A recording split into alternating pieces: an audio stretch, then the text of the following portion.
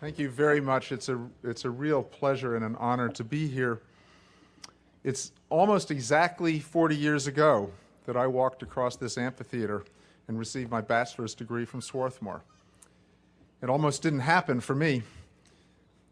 Some of you may be feeling the same way. It was 1970. The men in my class were looking nervously at the future to figure out if their next years would be in graduate school or in Vietnam. Tens of thousands of U.S. soldiers and hundreds of thousands of Vietnamese had already died in the war. Muhammad Ali had defiantly refused to be inducted into the army. Martin Luther King had been shot 2 years earlier. And then President Nixon officially announced the U.S. invasion of Cambodia. Campus protests exploded everywhere. Swarthmore, less than 2 years after a sit-in by African-American students, was approaching the deadlines for final papers and final exams. And the college was almost totally disrupted as students tried to figure out how to graduate and how at the same time to live a life of integrity and speak out against the outrageous acts of our own government. But in May of 1970, I didn't have to worry about the draft. I'd already been to North Vietnam to deliver medical supplies in an act of civil disobedience, and I'd seen enough of that war to know that my path was to join thousands of others who were resisting the draft that made the Indochina War possible. As I walked proudly across this stage, wearing this Omega button, which, anybody in physics here? Electrical resistance. I was fortunate enough that the wheels of justice turned very slowly, but 7 months later I was in jail and would be there for the next 17 months. What do those turbulent times and my experiences since then have to inform this beautiful gathering here today?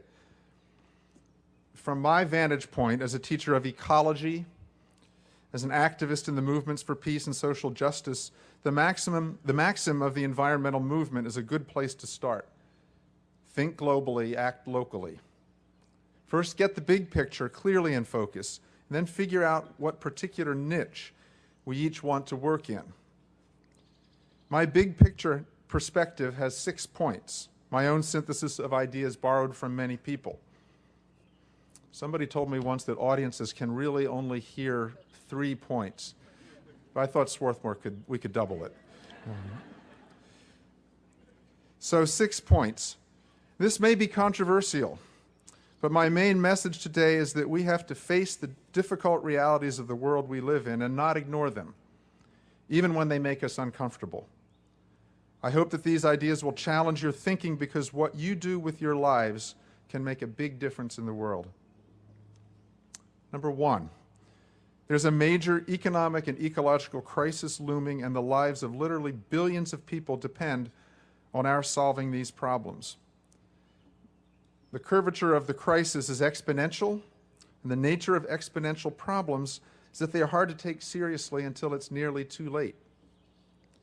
As an analogy, consider a frog on a 4-inch lily pad in a lake a half mile in diameter, and assume the lily pad doubles in size every week. At the end of week 13, the lily pad occupies just over half of the lake. To the frogs sitting on the edge of the pad, there's so much open water they can't see the shore. But by the end of week 14, the lily pad occupies the entire lake surface, causing the entire lake community to collapse. Number 2, the magnitude of the problems we face is so huge that most of us go numb. In the process of going numb, we lose a piece of our humanity.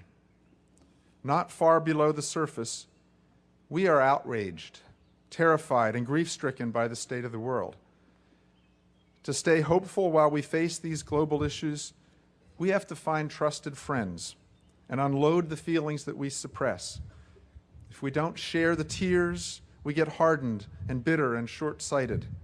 If we can face the tears and the fears, we can keep moving forward with our humanity intact, and we can live lives filled with joy and meaning. Number 3, we live in the center of an empire. Our government may not seek territories the way it did when we took Guantanamo and Puerto Rico and Guam and Midway and Hawaii. But what else do you call it when we have hundreds of bases in scores of countries around the world? Just as it is not possible to understand the unity and diversity of living organisms without seeing them through the lens of the theory of natural selection, so it is not possible to understand that our many interventions from Iran to Vietnam to Guatemala to Afghanistan without seeing it from the broader perspective of the needs of an economic and military empire. To truly honor, on Memorial Day, the men and women who fought and died in our wars, and 1,000 have now died in Afghanistan, we need to bring the rest of the troops home alive.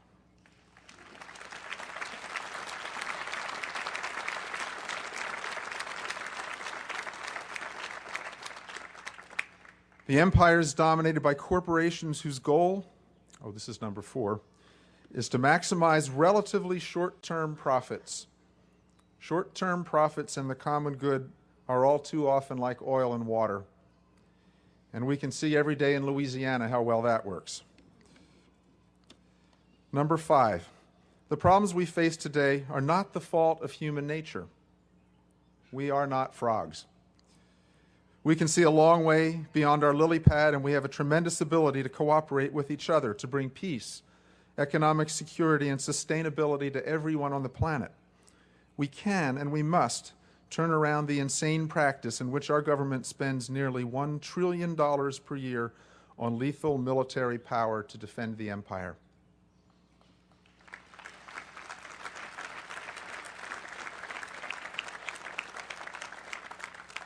Number 6, capitalism is deeply implicated in the problems we face and seems unable to solve them. But capitalism is only a recent development, and I think we can improve upon it. That may seem quixotic, but consider how short-term our dependence is on fossil fuels.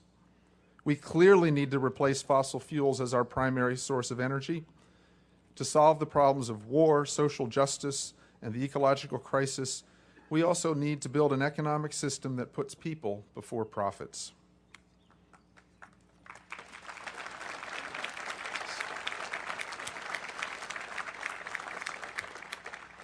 To sum up, we face problems on a scale that we've never faced before, but they are solvable if we don't ignore them.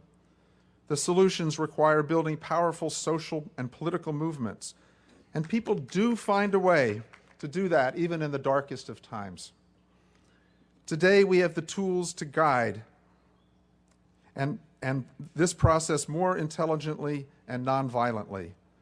The moral arc of the universe does bend towards justice if we harness ourselves and help to bend it. So I urge each of us to look straight in the eye of the biggest problems our society faces and then decide what piece of that we can each tackle. If we all do our part, we can preserve this beautiful planet for generations of humanity to come. Thank you very much.